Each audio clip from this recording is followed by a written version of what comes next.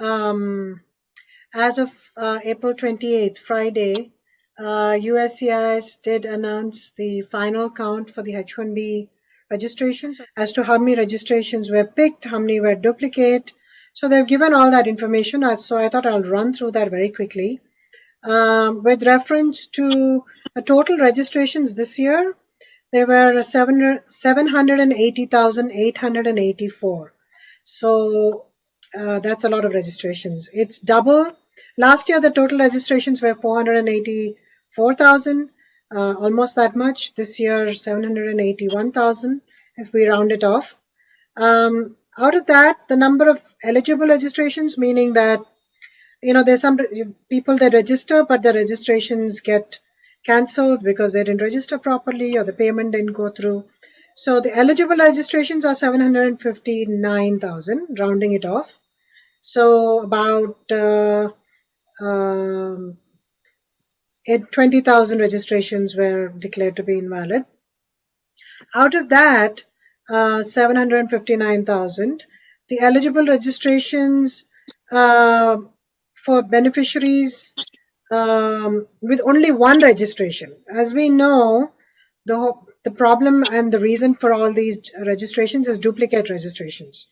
Now, beneficiaries are allowed to file more than one registration if through different employers, if there's a different job offer.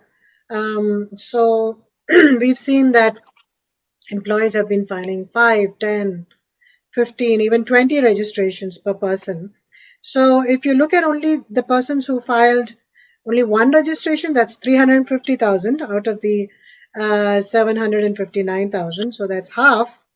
The rest, actually more than half of that, more than half of the total have filed multiple registrations. So 408,000 registrations are multiple.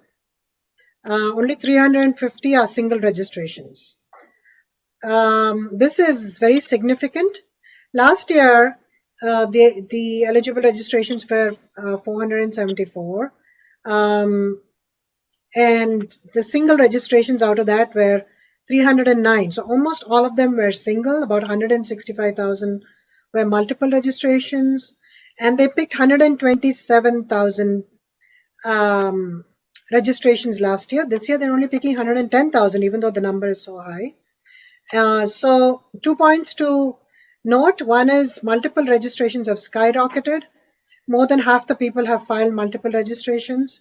And the pick number is lower than last time. Last time was 127, now it's 110. Now you have to remember they always pick more than the required 85,000 number because they think that some cases will get denied, some cases will not be filed, etc. The reason USCIS is saying they pick lesser number of cases is they're expecting more cases to get approved. That is not quite, doesn't make any sense to me, but because the approval rate was pretty good last year as well. So whatever, they have their reasons for picking, and unfortunately there's not much clarity, or there's not we don't know what's happening within USCIS, how many numbers are actually being used. So that's something that we just have to guess. I wish we had more transparency there, but we don't. So this time only 110. We don't know if there's going to be another lottery if the 85,000 number is not reached. And again, we don't know. There's no transparency as to how many numbers are actually being used. We have to go with what USCIS is telling us. So the other important factor in this year is, along with this data, USCIS is obviously very worried that the total pick rate was only 12% because of the number of cases that were filed. So USCIS is really worried about how this will affect the entire registration system, because it just the entire system is in upheaval because of the number of multiple filings that were done, and it's not being used effectively, the registration system, the way it was intended.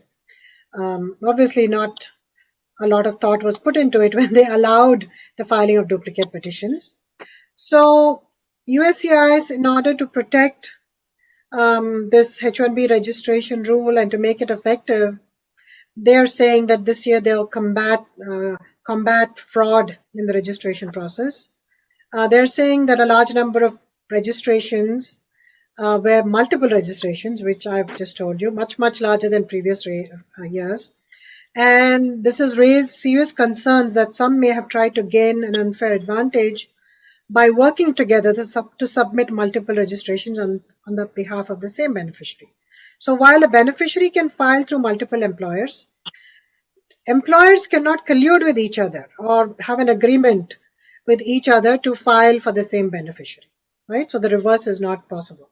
So if they see that 2 or 3 companies have conspired or colluded together to file for a bunch of beneficiaries to file the same list, if they see, like, for example, X Corp and Y Corp both have 30 employees, say, 30 registrations in common, they're immediately going to flag that, and they're going to send, if you file that H1, they're going to send notice of intent to revoke or notice of intent to deny. Now, this is, I'm sorry I'm taking so much time because this is a significant change in, I mean, at least something that the community should know. So their USCIS is saying that if they find collusion, which is not allowed, then they will refer those cases. Well, they have basically already undertaken extensive fraud investigations on those companies, denied and revoked petitions accordingly, and also initiated law enforcement referrals for criminal prosecution, because basically by falsely attesting to the fact that you will not collude. So basically, just to go back a little bit, when you're filing registrations, there was, this year at least, there was an attestation that you had to sign saying that you have not colluded with any other company to gain unfair advantage for a particular beneficiary or a group of beneficiaries. So if they find that that attestation was signed and it was not followed, then they might refer you for a criminal prosecution as well.